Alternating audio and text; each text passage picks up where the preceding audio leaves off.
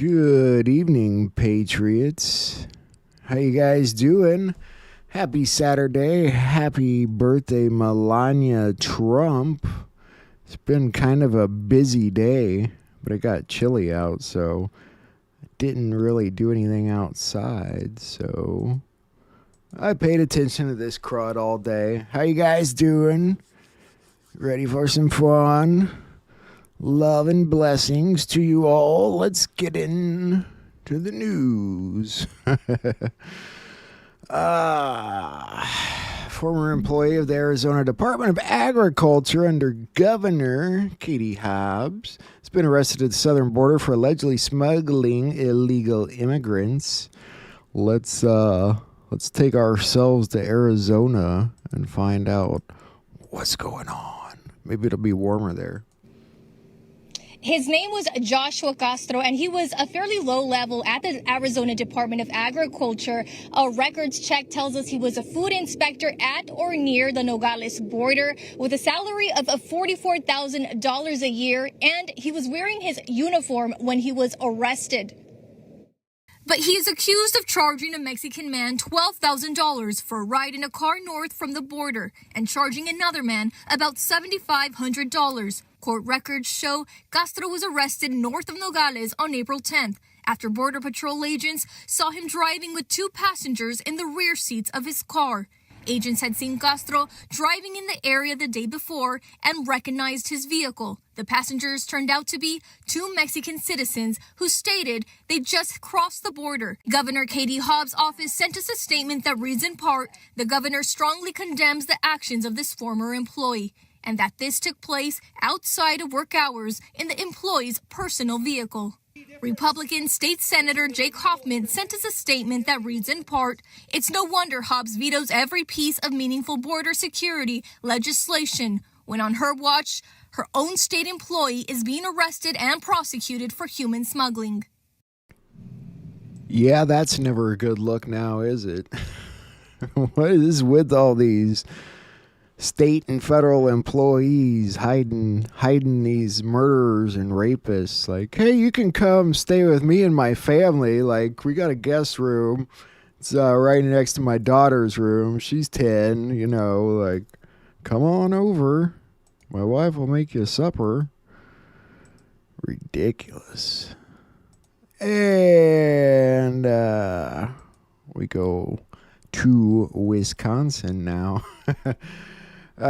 We talked about this judge who was arrested yesterday, the Milwaukee County Judge Hannah Dugan. She's charged with 2 felonies in this case.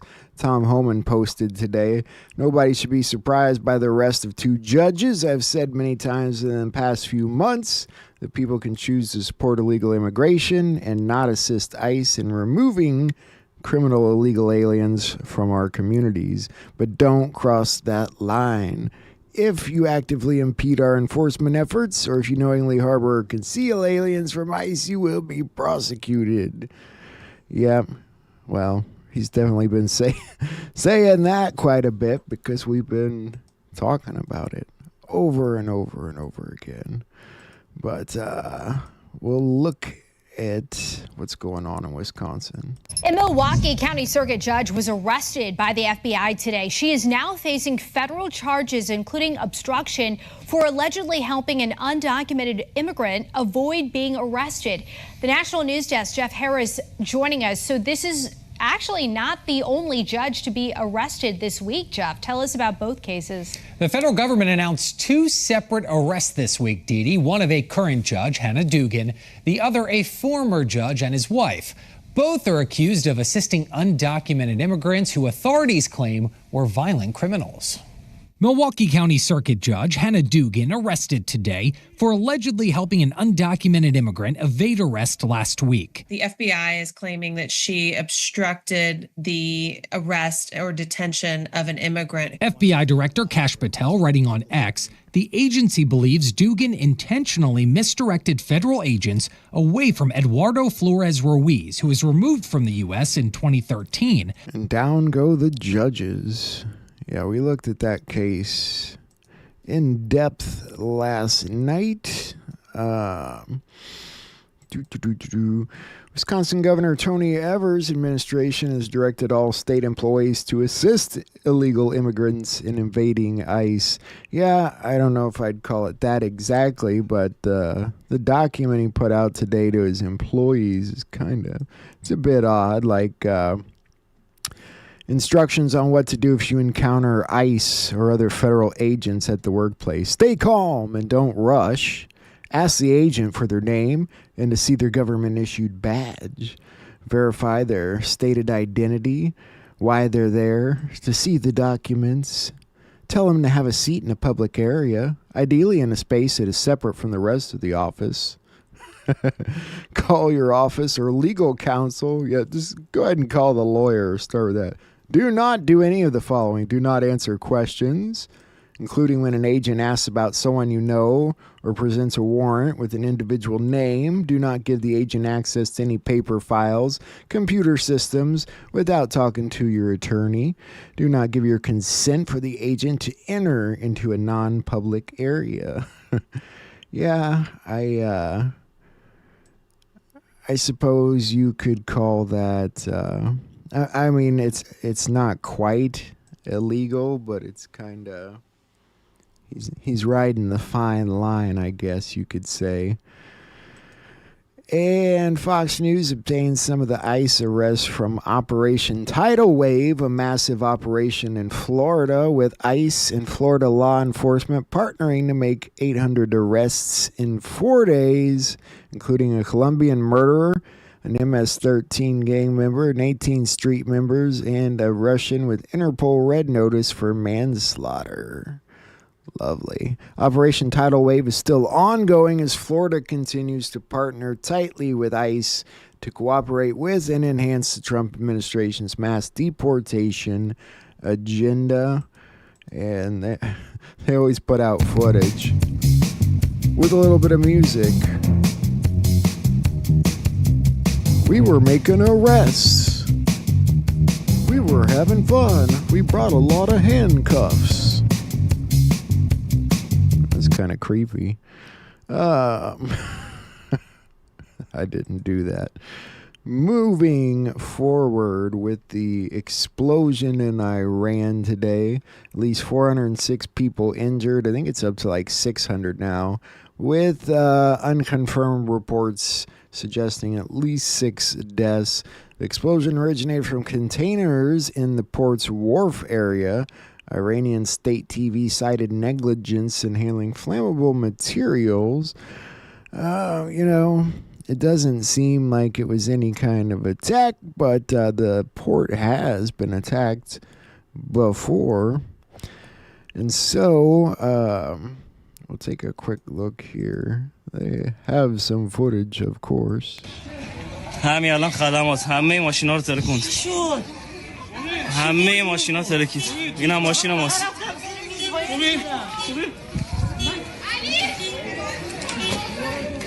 کل خدمات خراب شد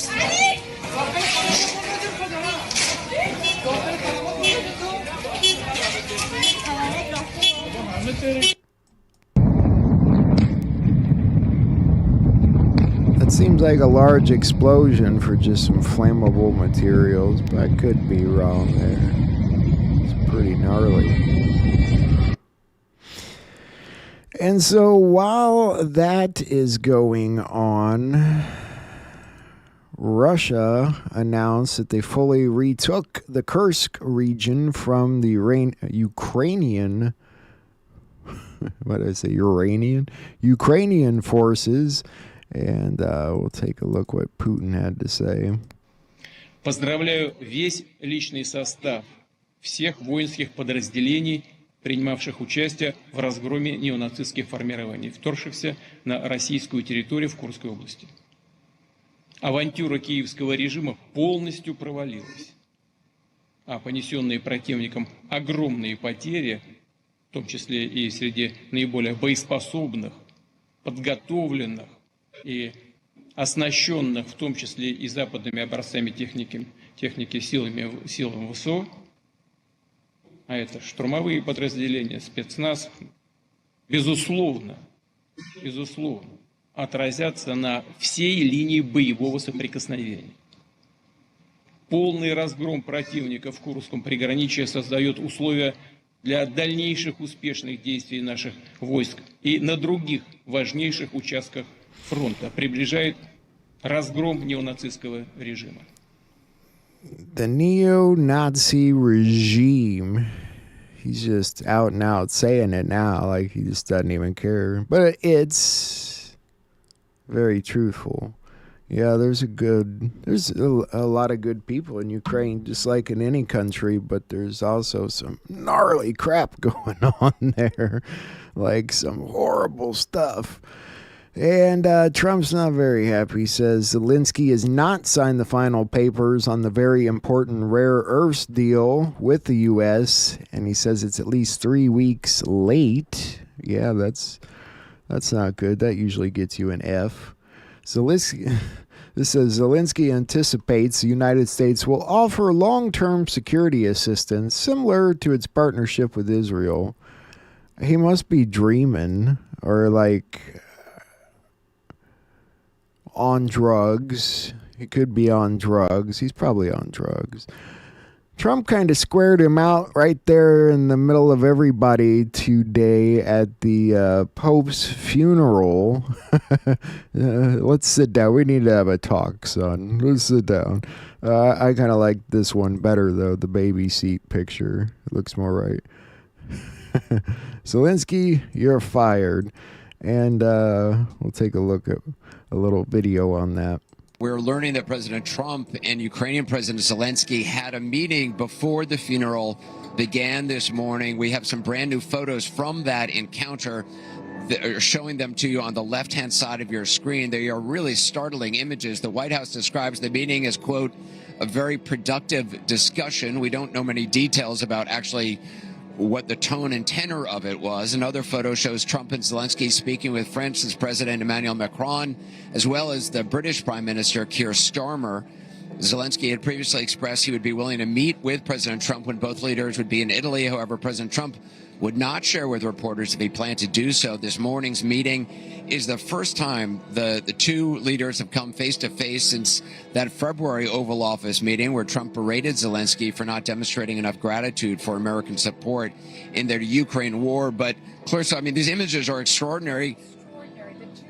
Sitting on these chairs in the Basilica, and what a fitting tribute to the legacy of Pope Francis, who was so passionate about peace, about ending conflict, given the fractious nature of the relationship between President Trump and President... Yeah, I bet Zelensky felt a little bit uncomfortable there. God, it was bad enough how they berated Trump for not wearing a black suit. My God. They made such a shit about that. It was in the intro, though. Then Trump posted this: no matter what deal I make with respect to Russia, Ukraine, no matter how good it is, even if it's the greatest deal ever made, the failing New York Times will speak badly of it. Little Peter Baker, the very biased and untalented writer for the Times, followed his editor's demands and wrote that Ukraine should get back territory, including, I suppose, Crimea and other ridiculous requests, in order to stop the killing that is worse than anything since World War II. Why doesn't this lightweight reporter say that it was Obama who made it possible for Russia to steal Crimea from Ukraine without even a shot being fired? It was also Little Peter who wrote an absolutely fawning yet terribly written biography on Obama. Gosh, Trump's in a bad mood today. But yeah, I mean, he was at the Pope's funeral, so what do you expect? Sure, that was fun. Stoic, they just write stoic. Yeah, he looks stoic there. Israeli officials were absent from the Pope's funeral, but the Palestinian Prime Minister was there. What could be the reason? I have no idea. What do you guys think? Theories on that one? Why wasn't Netanyahu and his yahoos at the Yahoo's funeral? What do you guys think? And of course, it was interesting what Trump said today, and I think I played a clip of that in the intro, but about Gaza. Coming into Gaza, when you spoke to Prime Minister Netanyahu the other day, did that come up at all about access and humanitarian aid going into Israel? No, Gaza came up, and I said, we gotta be good to Gaza. Those people are suffering. We gotta be good to Gaza. We're gonna take care of that. There's a very big need for medicine, food and medicine, and we're taking care of it. In terms of like opening up more access points, or very hard. Pushing the Israelis? We are. To open up more access very points? Hard to get food and medicine into Gaza. Wouldn't it be nice if, felt well about it. rather than bombing them and kidnapping people and all that, if they just started taking food into the country or dropping food or whatever they want to do and exchanging prisoners? Can't we all just have a little peace? And with all that going on, of course, people brought up the Vatican archives on the news. Discovery Plus, Ben Hansen. Ben, it is so crazy to think that there is a nexus between the Vatican and UFOs, but that's something that was actually discussed in testimony before Congress. Yeah, it sounds like it's straight out of a Dan Brown novel, Da Vinci Code stuff. Yeah. Is the Catholic Church involved in a cover-up, something they don't want their membership or the world to know? David Grush comes out and he talks about this 1933 case where supposedly the U.S. military was tipped off, like you said. They come in, take this UFO, this object, take possession of it at the end of World War II. And allegedly, the Catholic Church has not only records of that, but perhaps going back to centuries, documentation of UFOs or perhaps alien visitation. So here's what, if P then Q, I'm thinking, why would they keep everything a secret? Because if, their followers, their congregants, beyond Catholics, if people start to realize that it's not an Adam and Eve story and it's not just Earth and there's a lot more to it, there goes religion. I think you've kind of hit the nail on the head, that theory. I think that's old school thinking, I don't think one necessarily negates the other in any way, really. You just have to learn to open your thinking up a little bit. Think outside that box. The Vatican archives, they said there's 50 miles worth of archives down there, some shit. And then I seen this video that I thought was kind of interesting regarding the upcoming Conclave. Have y'all seen this movie Conclave that came out last year in 2024? You know everything that's going on with the Pope right now? They've already told us, y'all. This literally planned, y'all. Check this out. The Pope is dead. The throne is vacant.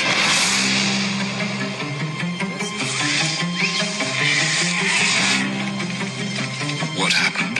They say a heart attack. You know how rumor spreads and 1.25 billion souls watching. I told y'all when the Pope went to go open those doors, he was looking super sick. Look at him, y'all. Like he didn't want to do this. His hands over his eyes, like he don't want to face what's coming, y'all. 1.25 billion souls watching. Well, Cardinal Lawrence, it seems the responsibility for the conclave falls upon you.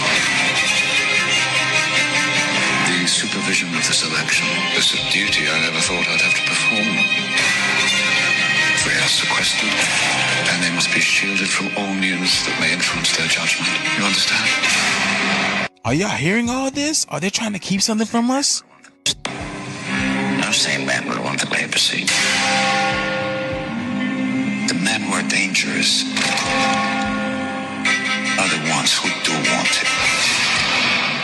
That sounds ominous. They said no sane man would want the papacy. So does that mean that they're not going to find another pope? Because there is prophecy that's leading to speculation that this is the last pope. I wonder if I could have a word in private. You look anxious. Everything under control. How has this been kept a secret for so long? will never find a candidate who doesn't have any kind of black mark against them. You heard him? He said they'll never find a candidate that doesn't have any black mark on them. So What do you guys think? Do you think they'll have another pope, a good pope, another bad pope? Where are we at in things? I think they were talking about that one guy sounded kind of evil. I don't remember his name. Peter, maybe? I don't know. Sounded like it could be. Of course, they could do the black thing again. They just love doing that. Maybe they can do a DEI Vatican story or something. I'm not familiar with this movie Conclave. I don't know if any of you guys have seen it or not, or what it's about. I assume it's pretty simple, down to somebody trying to take over the the Roman Church. Have fun with it. And they're still having some issues in India and Pakistan. Nuclear-armed India is preparing for military retaliation following a deadly terror attack in Kashmir. Things were heating up a little bit today. The two militaries reportedly exchanged some gunfire at the border. So, they always kind of did skirmish at this border, but it's starting to heat up again. They're both nuclear powers, so that's never good. Let me bring in our next newsmaker, former Raw Chief Vikram Sood is joining us. Mr. Sood, really appreciate your time. At an all-party meeting yesterday, Mr. Sood, several opposition leaders flagged the issue of lapses in security and intelligence. Given the questions which are being asked, what do you think could have gone wrong in intelligence gathering? It starts to feel like whack-a-mole. Trump comes in and solves one country's problem, and then another war pops up, and then he'll solve that, and then another war pops up. Can we all just get along? Damn. Moving forward here, Washington lawmakers approve a 6-cent gas tax hike with a July start date. Hello, Washington State. What the hell is that about, right? Last Friday, late Friday, the Senate passed the Senate Bill 5801, a sweeping transportation revenue package anchored by a 6-cent gas tax hike by a bipartisan 31-17 vote. The House approved the plan a day earlier. Governor Bob Ferguson expected to review the package soon, but it's highly likely it is signed when it hits his desk, which kind of sucks, doesn't it? And some other random news. A letter was sent to the Mexican government threatening to restrict all animal imports from Mexico into the U.S. at ports of entry, including cattle and bison, if the Mexican government doesn't begin to cooperate fully with the U.S. in its efforts to stop the spread of the New World screwworm, a flesh-eating fly that is spreading from Central America and southern Mexico. The pest can be devastating to the cattle population. Secretary Rollins has given the Mexican government until April 30th to make requested changes, or else animal commodity imports from Mexico into the states will be rejected. I've never heard of the screwworm till now, but you learn something every day, right? The executive producer of 60 Minutes resigns, citing a loss of independence in the wake of the Trump lawsuit. Which lawsuit, right? Bill Owens, the executive producer for CBS 60 Minutes, announced he will resign from the top job on Tuesday, saying he no longer has control over the show. Yeah, that tends to happen. I wonder what he means by that exactly. They never did have control over the show. New England residents fear a possible serial killer after 8 bodies have been found in, I think, 3 different states. We'll take a quick look at that with Elizabeth Vargas. The first body was found in Norwalk, Connecticut on March 6th. The eighth body was found this past Tuesday in Springfield, Massachusetts, 93 miles away. The cluster of corpses discovered throughout New England has triggered fears of a serial killer on the loose. The bodies that have been identified were all women, though their cause of death has not been released, and police are not linking these deaths in any way, at least not yet. But digital detectives are hot on the case. Just do a social media search for New England serial killer, and you'll get something like this. From cyber sleuths to social media musings, speculation has fueled an online explosion. The official New England serial killer Facebook group already has more than 60,000 followers. And as long as female bodies keep turning up, so will the online fervor. In the most recent case from Springfield, an unresponsive woman was found near the city's riverfront. She was pronounced dead on the scene, and police have not released her name or her age. And in Groton, Connecticut, police have also not identified human remains found there near a cemetery on March 20th. Now, it's human nature to look for connections and otherwise random data. And bear in mind that just because the bodies were all discovered within 6 weeks doesn't mean the victims were all killed in 6 weeks. In fact, there's evidence they weren't. So, is there one killer responsible or as many as 8? And which scenario is actually more terrifying? To the victims, the question may be academic, but perhaps they can still provide some forensic evidence that will help lead to the answer and save another woman's life. For more on all of this, let's go to our guest. Joseph Scott Morgan is a forensics professor at Jacksonville State University. We'll move on from that, but what do you guys think? One killer or a lot of killers? They found all 8 bodies in 6 weeks over 3 different states. Which scenario is worse there? Having a serial killer roaming around or just having lots of killers? It felt like killing because it's springtime, right? It's a good time to dump some bodies, or maybe just the snow's melting from winter and all the bodies are popping up. I don't know, but that's creepy if you live in the New England area, I suppose. All right, we move forward about this new discussion regarding Virginia Giuffre and her suicide. We were talking about how survivor Juliette Bryant says the victims are being quietly eliminated one by one and are now living in constant fear. And so people all day long are debating, did she commit suicide or did she meet with a worse fate? And so it's really been kind of back and forth on this. We're going to look into some different things. Donald Trump Jr. posted, "Oh, come on, other than the Clintons, no one has more suiciding going on." Virginia Giuffre was trafficked by Epstein as a teen. She lost her life to suicide after being a lifelong victim. She was 41. She grew to prominence after she went public with allegations.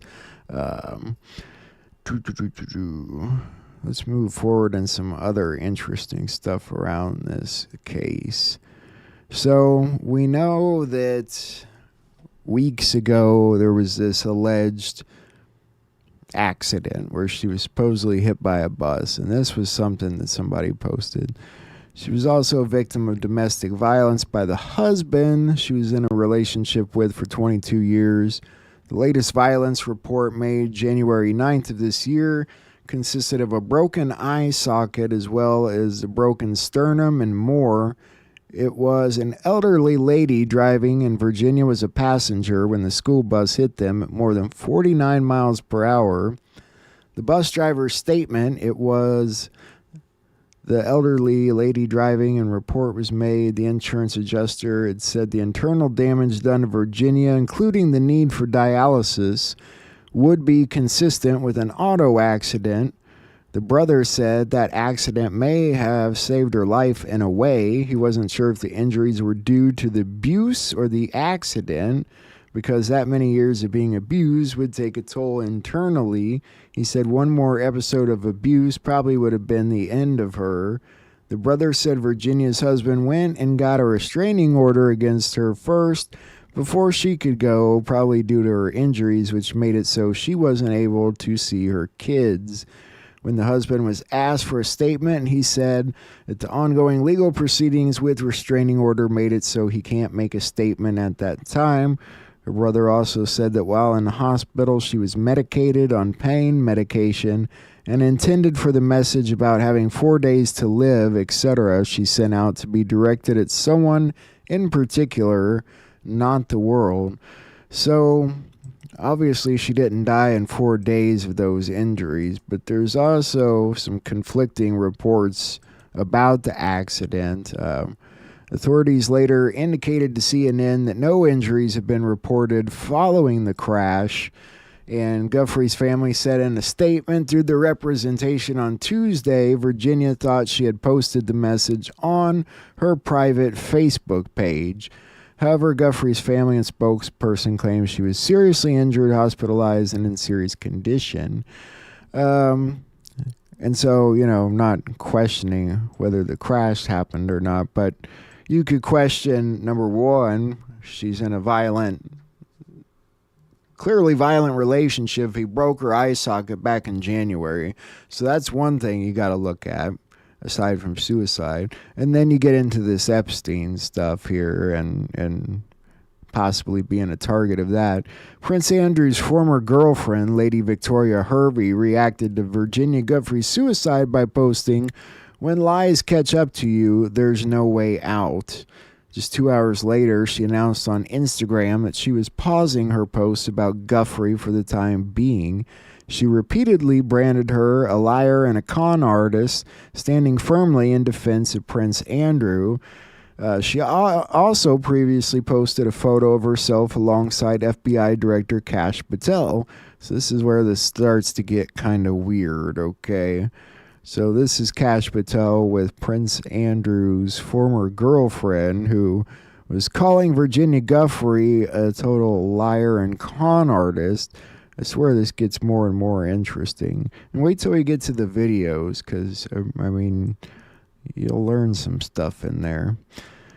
Also involved, she testified she was coerced and trafficked into sexual encounters, one being with billionaire Tom Pritzker, the governor, or cousin of Governor J.B. Pritzker. So there's that. And then she also named former Prime Minister of Israel, Ehud Barak, former governor of New Mexico, Bill Richardson, and another unnamed prince. And then there was also Glenn Dubin she testified against. I'm not exactly sure who that is. And then, of course, people were pointing this post out, but this is obviously back from 2019, so I don't think you can necessarily consider it to have any relevance to now, but saying that she in no way, shape, or form is suicidal, and she made this known to her therapist, and if anything happens to her, something bad happened. But again, this is 6 years ago she posted that, so I don't know if you can consider that to have any relevance. Other people she named, Marvin Minsky, the Hyatt chairman, MIT professor Marvin Minsky. Tom Pritzker is the Hyatt chairman. And then Alan Dershowitz, of course, who sued her into silence, is how the story goes. And it's said that the late Queen even paid Virginia £12 million in an out-of-court settlement so that Prince Andrew didn't have to face a jury trial on claims that he sexually abused and raped her when she was only 17 years old. Now, we've got a series of videos regarding this topic we're going to look into real quick. It's just like a handful of short ones, but bear with me on them because the information gets more and more interesting, really. So let's see where we start here. The women all have familiar stories of grooming, promises, and then sexual assault. I can relate to pretty much every person sitting here next to me.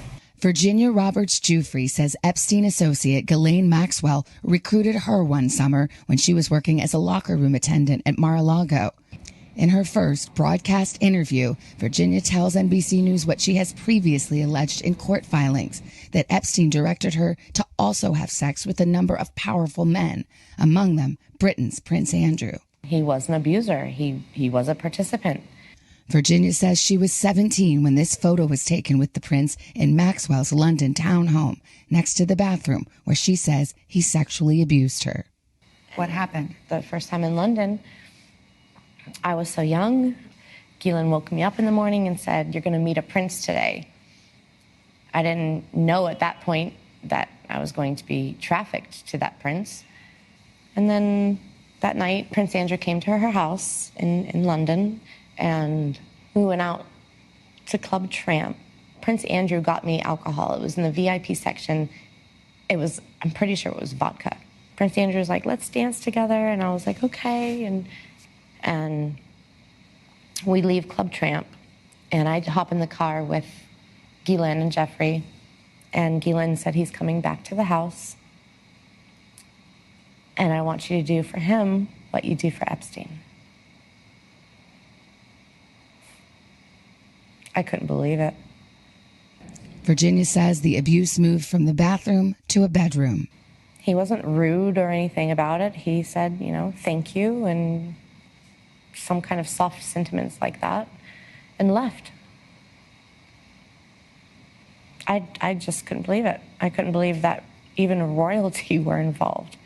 She says Prince Andrew abused her 2 more times, once in New York in Epstein's mansion, and again at his Virgin Islands estate.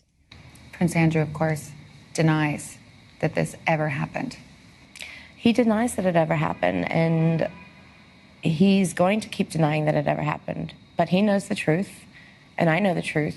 What do you say if people think this is about money for you, that you're trying to get money and have gotten money? Well, unfortunately, there's this horrible law called statute of limitations. My lawyer said the way to get Ghislaine Maxwell held accountable, the way to get Jeffrey Epstein held accountable, is through them saying I'm a liar, which I'm not. So it's called a defamation suit. Like all others she's named, Prince Andrew has denied the allegations. Buckingham Palace telling NBC News in a statement, "It is emphatically denied that the Duke of York had any form of sexual contact or relationship with Virginia Roberts. Any claim to the contrary is false and without foundation." Maxwell has not been criminally charged and has repeatedly denied the accusations against her.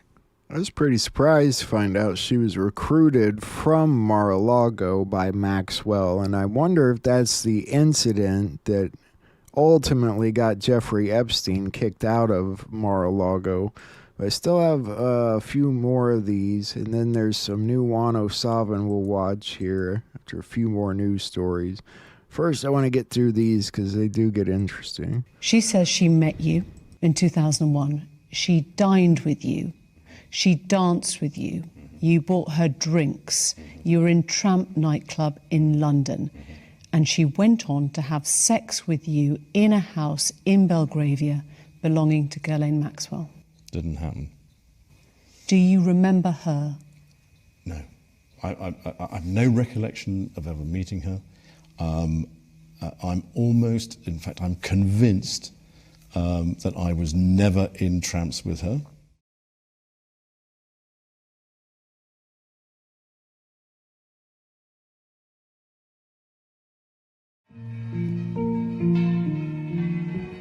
Prince Andrew's not the prince from the fairy tale stories you read. Andrew deserves to be outed. He deserves to be held accountable. He's an abuser. The connection between Prince Andrew and Jeffrey Epstein is Ghislaine Maxwell. Ghislaine and Prince Andrew had known each other for many years. I remember one day I was walking up Madison Avenue and I ran into Ghislaine Maxwell, who was with Prince Andrew, and she introduced me to him. He told me that he was staying at Jeffrey's townhouse. that kind of fascinated me. I mean, it just seemed like a kind of perfect instance of the kind of people that Giuffre was hanging out with. I gotta jump off from that one because it says it's copyrighted, but it was only a minute longer anyway. Almost through these. It's not how Giuffre died, but it's how he lived. And we need to get to the bottom of everybody who was involved with that, starting with Ghislaine Maxwell and going along the lines there. I was recruited at a very young age from Mar-a-Lago and entrapped in a world that I didn't understand, and I've been fighting that very world to this day, and I won't stop fighting. I will never be silenced until these people are brought to justice. So thank you all very much. Appreciate it. What do you make of Prince Andrew's denial? Comment on that? You said you won't be silenced. He has been outspoken. He knows what he's done, and he can attest to that. Surprised Donald Trump didn't make a statement on this case. So what do you guys think ultimately? Tell me in the chat. There's one more video about her. That's probably the most important. But what do you guys think? Suicide or something more? It sounds like she led a pretty tough life, honestly, that was mostly an abusive world for most of her life. But let's watch this one last video, and then I've got one more news story, and we'll watch one. We are going to be looking at some disturbing videos, strange and odd news stories, and as always, let's go ahead and get right into today's video. This video is actually one of two today. I have another video that I'm dropping later on tonight, and one of the segments includes an update about a video I made a couple days ago about how the United Kingdom, they are dimming the sun. Well, the United Kingdom, they are spraying Satan in the air. Yes, Satan. No, I'm not making it up or ad-libbing. It's an acronym, but again, we're going to go ahead and cover that later on tonight. Now, this one is weird. This one is very weird, but then again, I take it back. It's not weird one bit. If you know, you know. And trust me, we know. So this woman right here, her name is Virginia. Virginia had a very big case against a certain Giuffre and exposing a certain island. She was also seen in photographs with royalty. She was the main accuser of this case, naming names, blowing the lid off of everything. Well, news came out last night that she is no longer alive. She ended herself. Her family went on to say that it is with utterly broken hearts that we announced that Virginia passed away last night at her farm in Western Australia. Her family said in a statement to NBC News, she lost her life to ending herself after being a lifelong victim of abuse and trafficking. Virginia was a fierce warrior in the fight against abuse and trafficking. She was the light that lifted so many survivors. These statements said, in the end, the toll of abuse is so heavy that it became unbearable for Virginia to handle its weight. But as I'm going to go ahead and show in the video, she made a Twitter post that she was going to continue this fight, especially after the bogus Phase 1 files were released. Now, if you listen to some of these news agencies, some of these reporters talking about this, they don't even sound that they're convinced that she ended herself because of all the strange circumstances. A month ago, we had gotten news that she posted on Instagram that she was in the hospital because apparently a school bus ran into her car going about 60-70 miles per hour. Doctors told her due to that accident, she had about 4 days left to live because she was in kidney failure. You can see on her Instagram post right here, she goes on to say that I've gone into kidney renal failure. They've given me 4 days to live, transferring me to a specialist hospital in urology. I'm ready to go, just not until I see my babies one last time. But you know what they say about wishes. This would be her last and final post on Instagram, and like I said, this was over a month ago. And I took one look at this photo after this news came out, and I said to myself, something is not right about this photo. I even went to the conspiracy side of Reddit, and I said, this woman, she's no longer alive.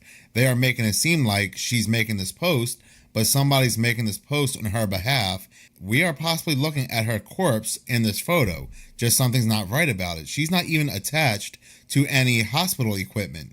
Given the severity of her accident and the fact that she only has 4 days left, They don't have her hooked up to anything, and she has all her jewelry on and so forth. One would even think that she would be in a hospital gown and not her street clothes. As Virginia's Instagram post states, the school bus was going 110 kilometers, which is a little less than 70 miles per hour, so something like that would be catastrophic with a school bus. But as people have noticed, and they are quoting news articles, a spokesperson for Western Australia Police told news.com.au they were unable to locate records of a recent crash involving a bus and a car in the state in the last few weeks. Doing a little bit more digging, people were able to find records of a minor accident involving a bus about 20 kilometers north of Perth, where she was last living on March 24th, the day that I believe she supposedly had this accident. But they go on to say that even stranger is her spokesperson said that she only had 4 days left to live after this accident.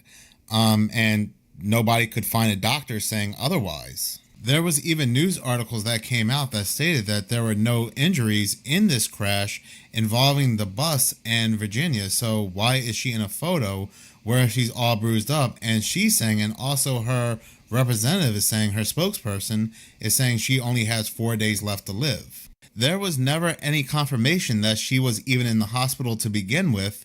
And again, just by taking a look at her photograph, she just does not look like a living person in that picture. This news also came out a couple weeks after phase 1 of the files being released. So who knows if she had more to say, or who knows if she had more to expose, because those files were even more censored than they were before. There were so many redactions that there were even more redactions than when they were previously released back in 2024.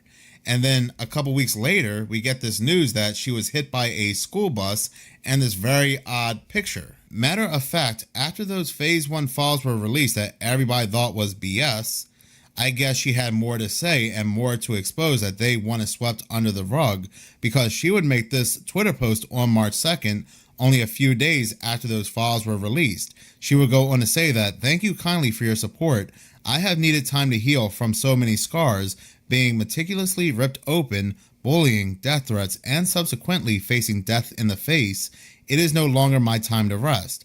I am not being bullied back into silence or submission by anyone ever again, because I, as every single soul on this universe has, a purpose.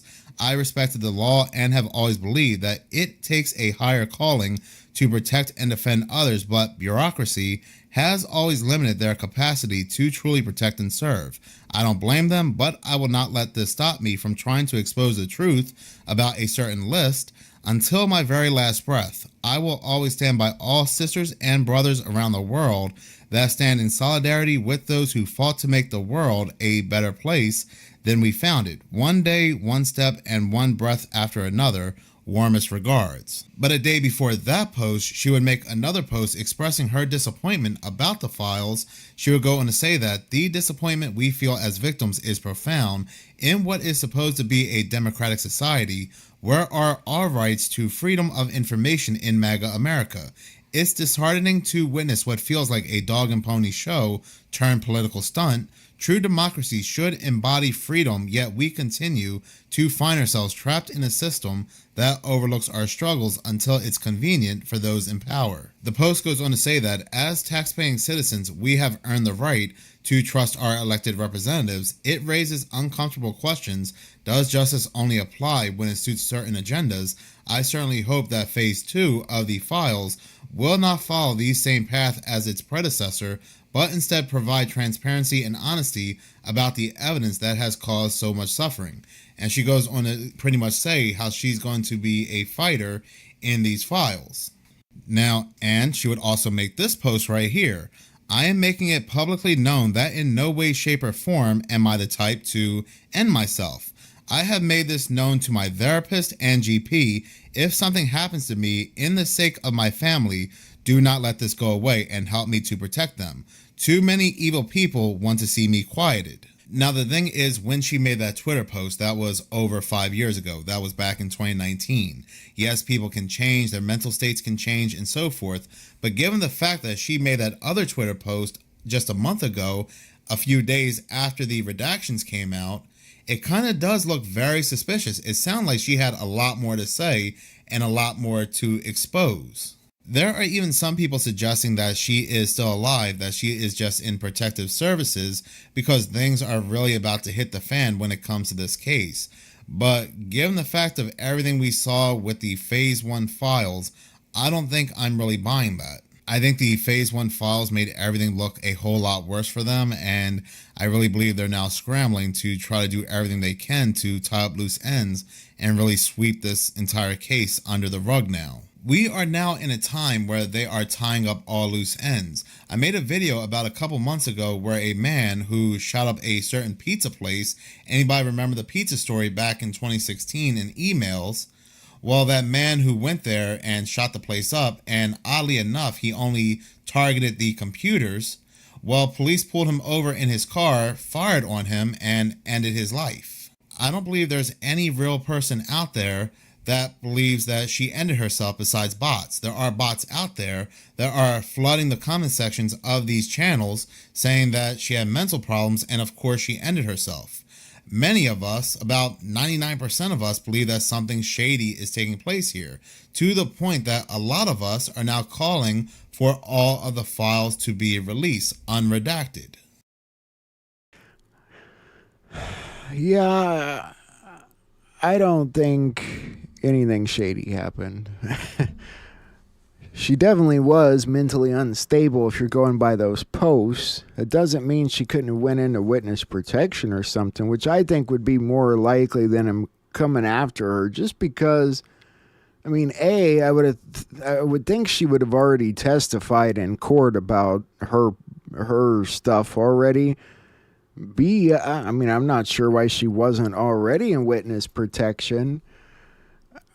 I don't know if she had anything left to testify about on her end, so I don't know if that even necessarily makes sense. But if you go by what was going on with her, she was clearly devastated trying to see her children again, and that could break any person. So I don't think you can necessarily rule any one thing out with all that, and that's just my opinion there. But we are going to move on. One more quick thing to show you, and we'll play some Juan. Why would people not want to know what the cause of autism is? Rosie O'Donnell, of all people, Mr. Secretary, and I don't want to be mean or personally attack her, but she says you're unqualified.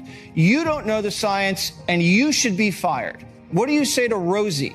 Well, you know, there was a wave of anger against me because I announced that we're going to find the cause of autism. This is something that President Trump told me on day one. I want to know what's causing it within a year. And I announced how we're going to do that. We are going to farm out grants to 15 groups, teams of the top scientists in the world, and we're going to look at all of the possible culprits, and we're going to do that within a year. We'll have answers within 6 months. We'll have definitive answers within a year, and we'll know, and then we'll be able to eliminate the exposures. And this kind of tsunami of anger against me for making that announcement was almost incomprehensible to me. I mean, why would people not want to know what the cause of autism is? Yeah, I mean, I can't say that for sure, Michael, that they killed her, because, I mean, I can't even say for sure she's dead necessarily. They said she was in a car wreck, then they said, oh, they're not sure, oh, it's supposed to be a private message, and I don't even know, I thought she was living somewhere in like South America or something, but just know how the news is anymore, so... Check this out real quick before I put Juan on. 0.1 second. You know what Oreos are like. 0.5 seconds. 1 second. 3 seconds. This guy holds this thing on there for like a minute at the end. 30 seconds a minute. I don't know. These Oreos do not burn at all. I've never seen anything quite like it. Makes you kind of wonder what the hell they're made of. I mean, this thing turns to fiery red cookie. But it doesn't melt or anything. Isn't that amazing? I love Oreos too. All my favorite foods are terrible for me. Still though, I've never seen anything like that. Yeah, look at that thing. Alright, guys. That, I believe, is our news for the day. I will give it a quick once over. Make sure nothing else popped up. There's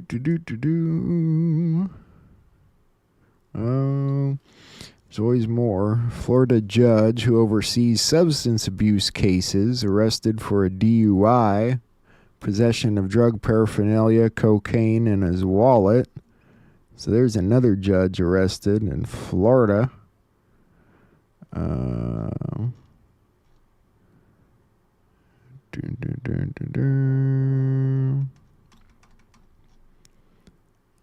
That seems to be everything. Hey, that's good news, though. That's good. Another judge down. Can't go wrong there. All right, let's put on one. I'll be in the chat with you guys. And